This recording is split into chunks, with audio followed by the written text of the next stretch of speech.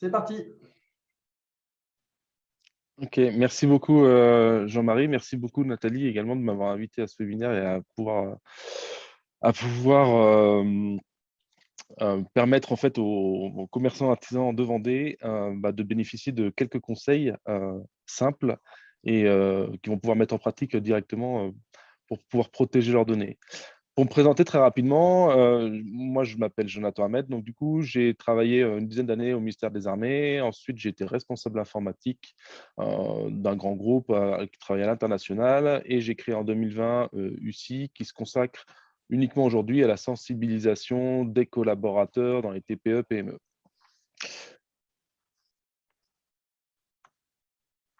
UCI, c'est quoi?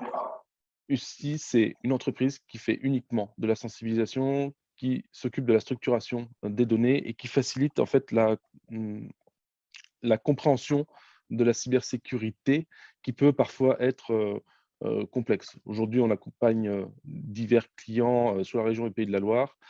Ça va aussi bien de la TPE qu'à la grosse PME, secteur industriel. Voilà un petit peu pour la présentation. Ce qui nous amène aujourd'hui, du coup, c'est euh, eh ben, la protection de vos données, comment on va faire face en fait à ces attaquants, à ces escrocs qui viennent utiliser en fait vos informations numériques contre vous pour pouvoir s'enrichir. Là, on a deux témoignages qu'on a récupérés, qui sont assez récents, qu'on a pu récupérer notamment sur le journal Ouest-France.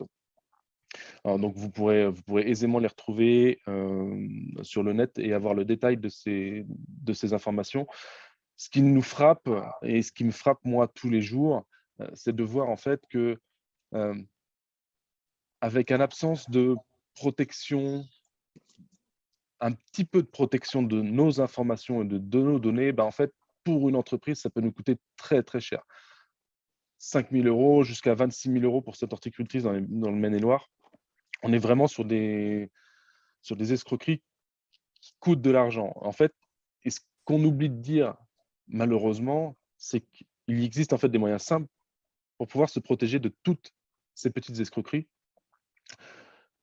Parce que ce que vient faire un attaquant, c'est ni plus ni moins que récupérer l'accès à la boîte mail de l'artisan ou du commerçant, et puis il va venir en fait usurper son identité numérique, en adressant à ses clients et à ses vrais clients, pour le coup, de fausses factures. Il va tout simplement, dans une majorité de cas, en fait, changer le RIB de paiement et va demander le paiement urgemment de la facture. Et quand on travaille dans un climat de confiance entre ses clients, entre les artisans, les commerçants et les clients, il me paraît logique en fait que pour maintenir son activité, on puisse protéger son information pour éviter de faire la une des journaux ou éviter tout bêtement en fait, de faire un trou dans sa trésorerie. Je vous parlais un petit peu du contexte. À partir du moment en fait, où vous allez avoir une cyberattaque ou un incident lié à de la cybersécurité, le risque de défaillance de l'entreprise, on dit qu'il va augmenter de 80%, ce qui est quand même relativement colossal, notamment pour des structures de taille de 10-15 personnes. Ce qu'on dit aussi et qu'on oublie souvent de dire, c'est qu'il n'y a pas que le côté technique. 90% des problématiques de fraude, d'escroquerie sont dues à des erreurs humaines. C'est des informations qu'on va disséminer, qu'on va laisser disséminer sur la toile, parce c'est compliqué aujourd'hui de contrôler son empreinte numérique et toutes les données qui vont être disséminées un petit peu partout.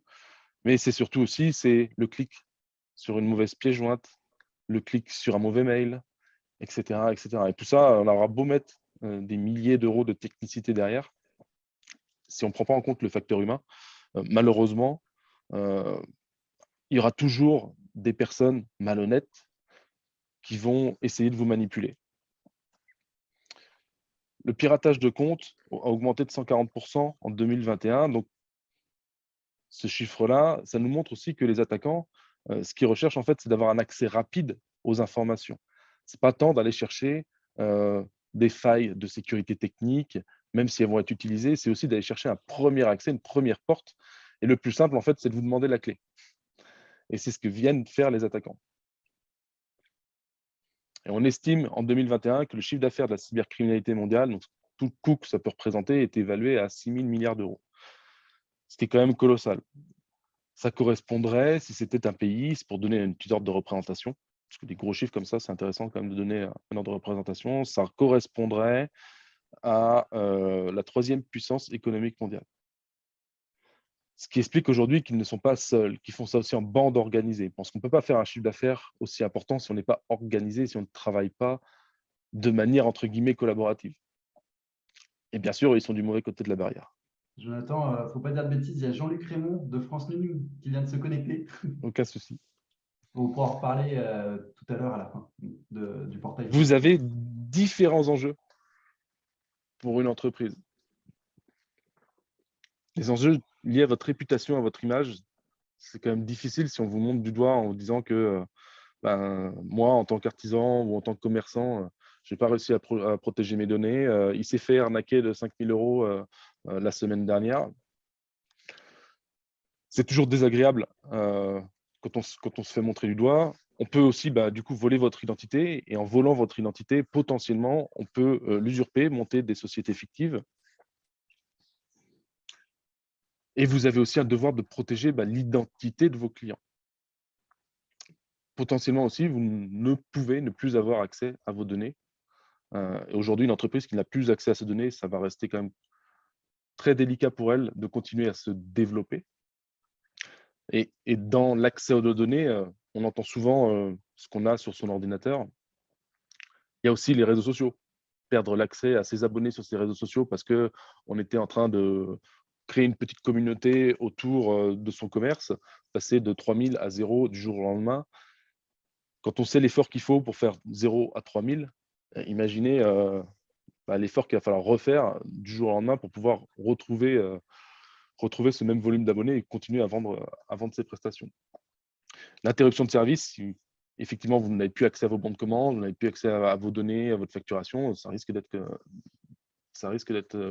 compliqué. Et évidemment, l'impact financier qui était illustré par les 2 exemples de témoignage tout à l'heure. L'État ne reste pas sans rien faire. Aujourd'hui, depuis 5 ans, il y a un groupement d'intérêt public qui s'est constitué, qui s'appelle cybermalveillance.gouv.fr. Ça me paraît important de vous le communiquer aujourd'hui, ce site internet qui est accessible à tout le monde, qu'on soit particulier, qu'on soit TPE, PME, qu'on soit une petite collectivité territoriale. Ce site est accessible vraiment à tout le monde et va vous permettre de vous apporter des bonnes pratiques pour venir protéger vos données et aussi de pouvoir, si vous êtes victime d'un acte de cybermalveillance, de pouvoir tout simplement être mis en relation avec des experts qui sont labellisés et qui sont accessibles directement sur ce site internet-là. Je vous invite vraiment à aller dessus, même quelques minutes à l'issue du webinaire pour vraiment vous rendre compte des informations qu'on peut trouver dessus. C'est très facile d'accès, et c'est très facilement compréhensible.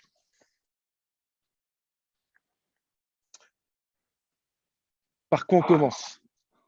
Souvent, c'est ce qu'on me demande. Moi, ce que je vous propose de commencer, c'est de connaître en fait votre environnement numérique. Alors, quand je dis ça, c'est un gros mot, son environnement numérique, c'est de savoir en fait où sont localisées vos données. C'est de savoir sur quel ordinateur elles sont. Est-ce que vous avez un ordinateur? Est-ce qu'il y en a 2? Par qui potentiellement il va être utilisé? Est-ce que vous avez des données qui sont ce qu'on va appeler sur le cloud, sur le nuage? De plus en plus aujourd'hui, on est mobile, qu'on utilise son téléphone. Où ces données sont-elles stockées sur son téléphone? Quels réseaux sociaux j'utilise? Ça m'est déjà arrivé sur certains accompagnements de voir qu'il y avait des community managers externalisés qui permettaient de faire la communication de certains commerçants qui en fait avaient créé les réseaux sociaux, mais le commerçant n'avait pas accès en fait à son image et à ses données. De protéger vos boîtes mail, ça c'est un élément très central. Vos sites web, on vous a poussé d'une certaine façon à être de plus en plus digitalisé. pour rester compétitif notamment. Ne pas oublier que tout cet investissement que vous avez fait, il faut aussi que derrière, s'il y a un incident sur votre site internet, vous ayez la possibilité de pouvoir le remettre en ligne. Alors, ce n'est pas vous forcément qui allez le faire, mais de demander à votre partenaire, à votre prestataire, de savoir quelles mesures il a de sauvegarde de ce site internet et comment il peut vous le remettre en ligne. De savoir aussi où sont stockés, quels sont vos outils de stockage de vos données. Est-ce que c'est des disques durs externes? Est-ce qu'il y a des clés USB? Et puis enfin, de maîtriser un petit peu les utilisateurs et éventuellement certains collaborateurs que vous pouvez retrouver dans vos entreprises. C'est vraiment indispensable de se faire cet état des lieux afin de visualiser en fait là où on a les données qui sont le plus importants pour pouvoir poursuivre notre activité. Et c'est là-dessus, c'est à partir de cet état des lieux-là que l'on pourra mettre l'accent sur j'ai besoin de protéger en particulier mon ordinateur parce que toutes mes données sont dessus, par exemple. Ensuite, ce qu'il va falloir faire, ce sera d'acquérir une hygiène numérique. Je parle vraiment d'acquisition aujourd'hui. Pourquoi? Parce qu'on ne nous a jamais appris, que ce soit à l'école, en formation, dans nos enseignements, ou au moment où on crée notre entreprise, on ne nous a jamais vraiment appris à venir créer et mettre en œuvre une hygiène numérique.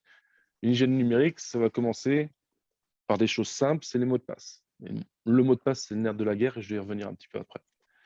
Votre mot de passe qui est la porte d'entrée sur vos données. Pour protéger l'accès à vos comptes, votre compte, c'est un identifiant, souvent une adresse mail et ensuite un mot de passe. L'idée aussi, c'est de mettre en place un facteur d'authentification, c'est-à-dire un autre code en fait, qui va arriver sur votre téléphone, qui peut arriver par SMS, qui peut être aussi poussé par certaines applications, et qui va permettre de confirmer que c'est bien vous, en tant que détenteur de cette deuxième information, qui voulez accéder à vos comptes, et pas une personne tierce qui pourrait être une personne malveillante.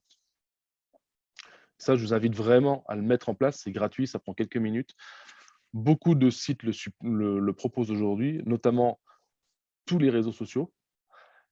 C'est vraiment important de pouvoir le mettre en place pour éviter qu'une autre personne puisse prendre possession de vos réseaux sociaux et prendre en otage en fait vos données. Ensuite, on est tous humains. C'est compliqué de retenir ses mots de passe avec sa tête. On ne peut pas tous les retenir, ce n'est pas possible. L'idée, c'est d'essayer aussi d'utiliser des gestionnaires de mots de passe. Gestionnaire de mots de passe, je vous en ai mis deux là, français, KeePass, qui est proposé par l'ANSSI, et LogPass, qui est un éditeur de logiciels français. KeePass est gratuit, LogPass est une version payante. Mais ce sont des outils, des coffres forts en fait, qui vont permettre de stocker vos mots de passe et qui vont les retenir pour vous. Et du coup, ça va faciliter le fait de mettre des mots de passe complexes qu'on va voir juste après. Ensuite, antivirus, même sur Mac. C'est bien souvent, en accompagnant des entrepreneurs, je me rends compte que on n'a pas forcément, tout le monde n'a pas forcément mis un antivirus sur son ordinateur. Et sur Mac, généralement, il n'y en a souvent pas parce qu'on considère que c'est aujourd'hui peu probable d'avoir un virus sur Mac, alors que dans les faits, il y en a quand même quelques-uns aujourd'hui qui arrivent. D'utiliser un VPN, pas seulement pour anonymiser sa connexion, mais également pour pouvoir en fait avoir une connexion qui va être sécurisée avec le serveur de l'entreprise, si on a un serveur.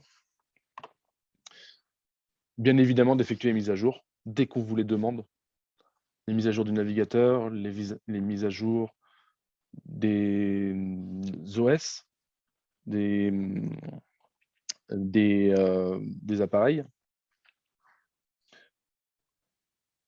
et les sauvegardes. Parce que les sauvegardes, c'est ce qui va vous sauver la vie en cas d'inaccessibilité aux données.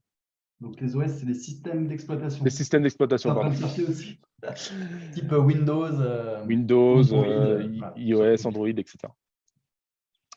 Et les sauvegardes, c'est bien essayer de tendre vers la règle, vers l'état de l'art qui est 3-2-1. C'est 3 copies des données sur 2 supports différents et un qui va être hors site et déconnecté d'Internet.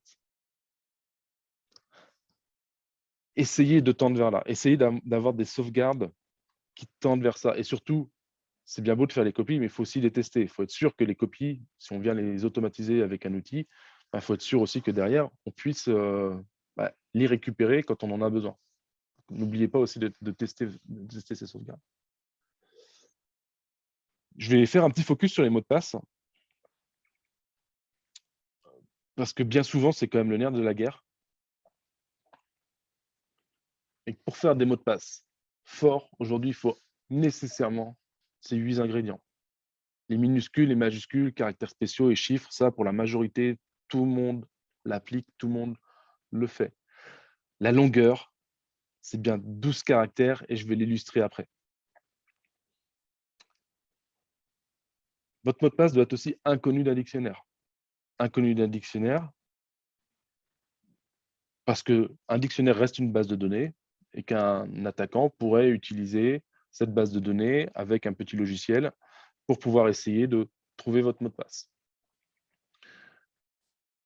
Autre chose, qu'il n'y ait aucun lien avec votre vie privée et votre vie professionnelle. Bien souvent, en entreprise, on va prendre le nom de l'entreprise, que ce soit pour le mot de passe du Wi-Fi ou le mot de passe du poste de travail, et puis on va ajouter l'année derrière. Ou le prénom de ses enfants, etc., etc. Et tout ça, c'est des choses qui sont facilement accessibles aujourd'hui, qui peuvent être facilement devinables en fait par des attaquants. Et enfin, le dernier, et c'est vraiment peut-être même le plus important, c'est l'unicité du mot de passe, faire en sorte qu'en fait on ait un compte et un mot de passe correspondant. Tout simplement pourquoi? Parce que si l'attaquant il a accès à l'identifiant et au mot de passe, vous pouvez être sûr qu'il va aller essayer de rentrer et d'utiliser cet accès pour rentrer sur tous les comptes, sur tous vos comptes. D'où C'est un mot de l'importance passe. d'avoir un mot de passe unique pour ouvrir Voilà. la porte. C'est d'avoir une clé qui ouvre la porte et simplement une seule clé. Donc, un mot de passe unique, mais différent sur chaque site, quoi. C'est ça. Pourquoi faut 12 caractères aujourd'hui? Parce que pour pouvoir déchiffrer un mot de passe aujourd'hui, qu'on vient de récupérer sur un site web par exemple, faudrait en fait, si vous restez sur 8 caractères, 5 minutes à un attaquant pour déchiffrer votre mot de passe. Il faut qu'il soit long parce que la longueur va permettre de le rendre robuste. Et si vous pouvez faire 12, vous pouvez vous permettre de rajouter 2 petits caractères pour faire 14 ou pour faire 16. Et du coup, d'utiliser un gestionnaire de mots de passe pour pouvoir les retenir.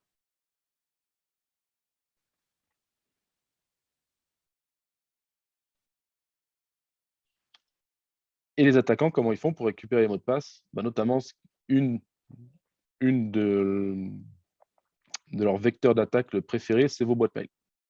Ce qu'ils vont faire, en fait, c'est vous envoyer des messages, ce qu'on va appeler des messages de phishing, des messages d'hameçonnage en français, qui vont permettre tout simplement, qui vont vous pousser en fait à cliquer sur un lien pour aller transmettre vos informations, vos identifiants, vos mots de passe ou d'autres informations personnelles, mais qui vont venir récupérer en fait des informations.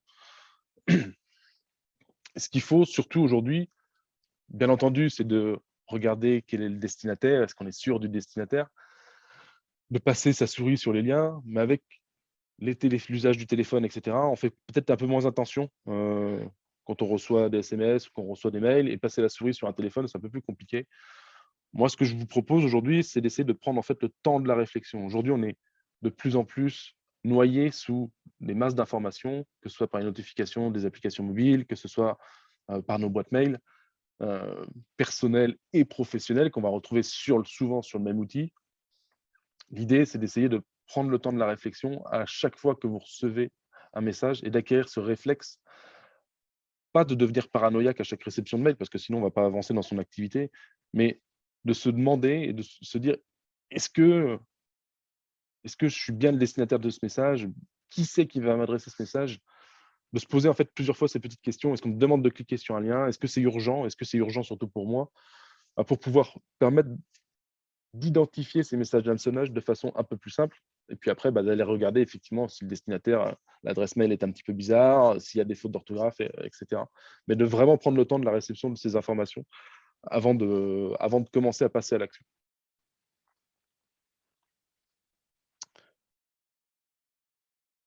Si toutefois, et ça me paraissait important aussi d'en parler, je vais terminer sur ce petit focus des mots de passe et des messages d'hameçonnage. C'était de se dire aussi comment réagir si toutefois je suis concerné par un incident, par une arnaque, une escroquerie, voire un incident voire une inaccessibilité à mes données. Je ne vais pas forcément tout détailler et vous pourrez avoir le support. L'idée, c'est un petit peu comme le secourisme. S'il y en a qui se rappellent, le PAS, protéger, alerter, secourir. Là, c'est un petit peu le même principe. Le P, ça va être les premiers réflexes. Le premier réflexe à avoir, c'est d'isoler en fait votre matériel informatique et surtout de conserver les preuves d'une attaque pour permettre aux forces de l'ordre, à la gendarmerie, à la police nationale, aux services d'enquête spécialisés, de pouvoir éventuellement remonter sur ces attaquants. Ensuite, de piloter la crise, c'est peut-être des grands mots, piloter la crise, mais l'idée, c'est surtout d'alerter votre banque si vous avez des problèmes de virement frauduleux, c'est d'alerter vos clients aussi, parce qu'il y en a peut-être un qui s'est fait avoir, mais il y en a peut-être 2, 3 autres qui vont peut-être aussi se faire avoir. Donc, ça s'anticipe un petit peu cette façon de faire. On ne peut pas le faire au dernier moment. Essayer d'anticiper ces problématiques si toutefois ça devait arriver. Et de notifier éventuellement un incident à la CNIL s'il y a une fuite de données, ce qui est obligatoire aujourd'hui au regard du RGPD. Et toute entreprise aujourd'hui, qu'on soit un indépendant jusqu'à une grosse multinationale, tout le monde est concerné par cette réglementation. Et enfin, penser à comment je vais sortir de cette crise pour faire en sorte de regagner aussi la confiance de mes clients.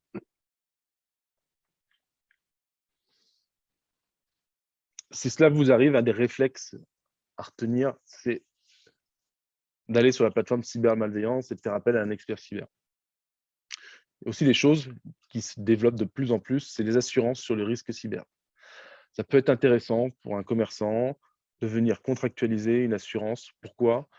Parce que l'assurance va, entre autres, vous permettre de vous mettre à disposition en fait, un expert qui va pouvoir régler le problème et qui coûte relativement cher aujourd'hui. C'est quand même plus intéressant de pouvoir s'appuyer sur cette assurance qui prendra en charge ses coûts parce que la problématique pourra peut-être durer 2-3 heures comme 15 jours, 3 semaines.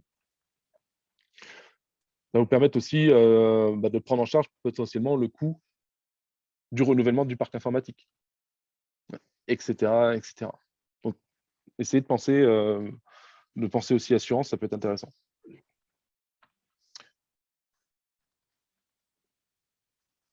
On arrive sur la fin. Par où commencer? L'idée, c'était de vous faire un petit focus sur tout ça, en fait. C'est de penser à, localiser vos données.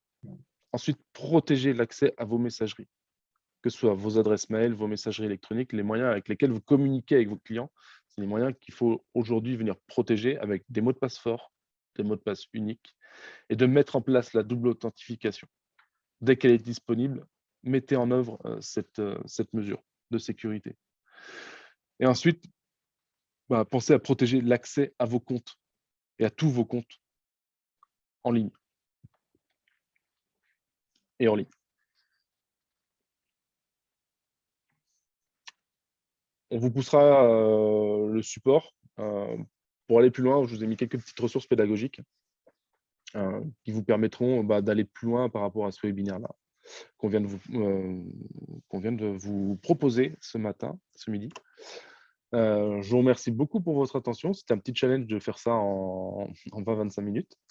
J'espère que le challenge est réussi. Puis je pense qu'on va se tenir à votre disposition si vous avez des questions.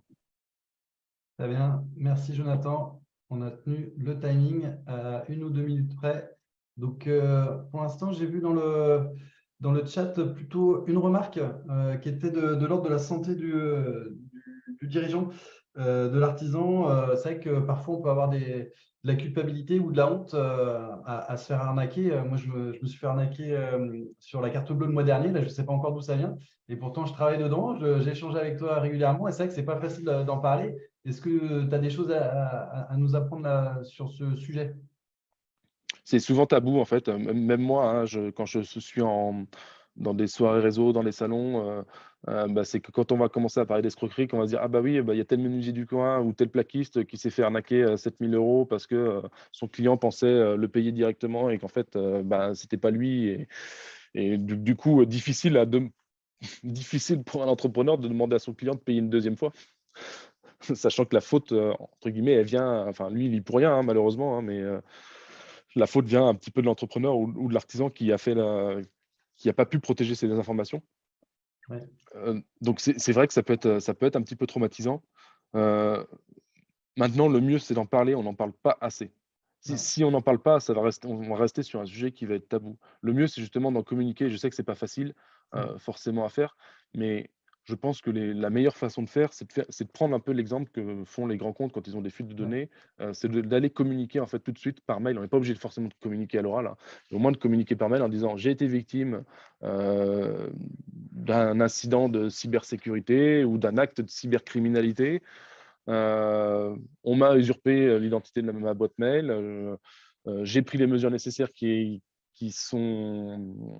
étaient à mettre en œuvre, mais je vous demande, ben, de garder d'être vigilant puisque, bah, l'attaquant a eu accès potentiellement, à vos données, et qui pourrait, dans les prochains jours, bah, vous adresser, des messages de phishing ou vous solliciter, par téléphone». Je pense à d'autres types de fraudes ou d'arnaques, par exemple. Je suis allé le mois dernier avec une expédition de dirigeants d'entreprises plus matures au niveau du numérique.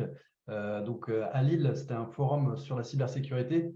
2 semaines après, il y a un des dirigeants qui s'est fait attaquer. Et en fait, on a reçu, enfin, il a mis un message sur les réseaux sociaux en disant effectivement ce que tu disais. Puis il disait, bah, on a mis en place les bonnes pratiques, ça. Donc en même temps, il expliquait comment réagir en cas de problème. Donc, c'est vrai que c'est important d'être transparent, même si voilà, c'est pas forcément spontané, quoi.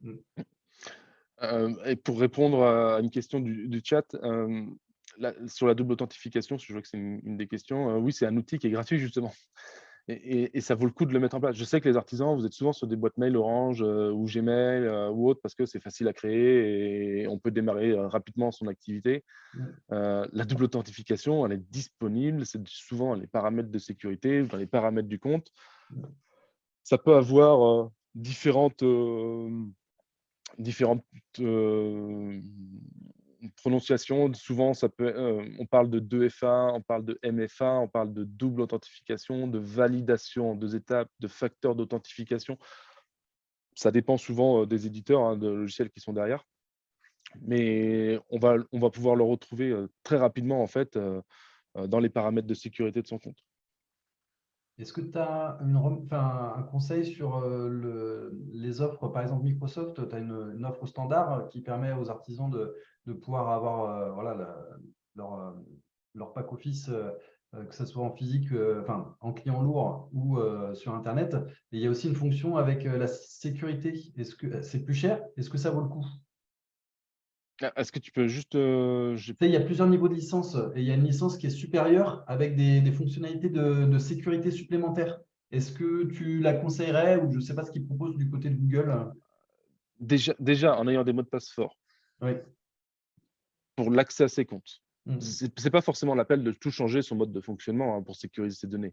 C'est juste de savoir comment aujourd'hui les attaquants font et aujourd'hui, majoritairement, ce qu'ils vont faire, c'est d'essayer de récupérer un couple identifiant de mot de passe pour Ouais. qu'ils aient la porte ouverte. Donc dès qu'on va venir leur mettre un petit verrou et un cadenas supplémentaire en face de la porte Ouais. ou une deuxième porte en fait, hein, c'est un petit peu ça le principe, hein, et qu'il va commencer à ouvrir la porte, il va dire: «Ah, il y en a une deuxième». Bah, son but à l'attaquant, c'est de faire de l'argent et aujourd'hui, il ne va pas venir s'essouffler sur un artisan, ou sur un commerçant, si, bah, les mesures de sécurité sont un petit peu fortes. Parce qu'il va devoir passer beaucoup plus de temps pour pouvoir essayer, bah, de rentrer, chez le commerçant ou chez l'artisan, alors qu'en fait, bah, il a juste à aller, taper à la porte d'à côté, hein. C'est un peu comme le Mm. cambrioleur, en fait, au final, hein. Ouais. Et puis il va aller voir à côté si c'est plus facile de rentrer. Il va pas aller s'épuiser pour essayer de rentrer et de passer un système de double authentification. C'est un peu comme un deuxième cadenas sur un vélo. C'est un peu comme un deuxième cadenas sur un vélo. Bon, ce que je vous propose, il est 12h32, c'est que Nathalie J'ai reprenne la main pour nous partager les dernières informations. Et puis, si vous voulez, on pourra rester en ligne sur la visio pour Et il y a prendre les juste une dernières petite questions-réponses. question quand même que j'aurais souhaité répondre sur le chat parce que je trouvais qu'elle était intéressante. Si vous me permettez, je vais essayer de le faire très rapidement. C'est Oui. qui était responsable en cas de changement des données bancaires par un fraudeur sur les factures? Ben, en fait, c'est vous. La banque, elle n'est pas responsable parce qu'elle n'a pas la main sur ces données-là. C'est vous, entre guillemets, qui êtes un petit peu responsable parce qu'il faut venir protéger en fait, ces accès pour éviter qu'il y ait quelqu'un qui vienne faire ces changements. La banque, elle ne sera pas responsable, votre client n'est pas responsable, l'attaquant, bien évidemment, il est responsable, mais lui, il faut pouvoir l'identifier. Donc, il faut pouvoir conserver des preuves, il faut porter plainte, etc. Très bien, merci. Donc, on aura traité les 2 questions de Lisiane dans le chat. Et donc, Nathalie, à toi. OK. Eh ben, merci Jonathan pour cette intervention et les éléments clés à retenir sur ce petit temps d'une demi-heure. Et puis merci aussi à Edenwest de nous avoir proposé cette animation en partenariat et en collaboration avec Jonathan. Juste, moi, je retiens 2 choses. Hein. C'est vraiment essayer de sécuriser le plus possible nos boîtes mail et puis au travers de mots de passe. Donc voilà, c'est les 2 éléments essentiels si on doit retenir quelque chose ce matin suite à cette animation et cette intervention. Et puis le site de cybermalveillance.fr, parce qu'effectivement, je ne suis pas sûre que tout le monde soit au courant. Donc, c'est important de rappeler la possibilité d'aller trouver des infos et d'aller se sécuriser peut-être un petit peu plus au travers de ce site. Je voudrais aussi parler du site francenum.gouv.fr, qui est un site sur lequel on peut aussi trouver différentes vidéos, des appuis, des témoignages. Alors, pas forcément sur la cybersécurité, mais d'une façon plus générale, sur tout ce qui va toucher au numérique et à la numérisation des entreprises. Donc, voilà, n'hésitez pas aussi à aller là-dessus. De toute façon, on vous adressera la présentation qui vient d'être faite et puis on vous rajoutera ces sites sur une dernière slide, histoire de bien marquer les esprits. Je voulais juste aussi vous indiquer, pour aller un tout petit peu plus loin, que la Chambre de métier est à vos côtés, bien évidemment, sur tous les sujets du numérique. Et puis, plus particulièrement, avec un outil qui s'appelle le diagnostic numérique que l'on propose auprès des entreprises. Donc, on va dans l'entreprise et on fait un état des lieux sur les pratiques numériques de l'entreprise avec des préconisations derrière sur des outils ou des applications à mettre en place pour aller plus loin autour de la numérisation. Et puis, de réserver une soirée qui sera le 23 novembre 2023. La Chambre de métier, il y a quelques années, avait porté une édition Artisanite. Donc, on réitère cette expérience le 23 novembre 2023. Une soirée sur la digitalisation des entreprises avec des interventions, des animations, des conférences, des prestataires, des partenaires qui seront présents. Donc, voilà, bloquez cette soirée. Vous en saurez un petit peu plus dans les semaines à venir. Voilà, merci en tout cas pour votre participation et pour l'animation qui a été proposée ce midi.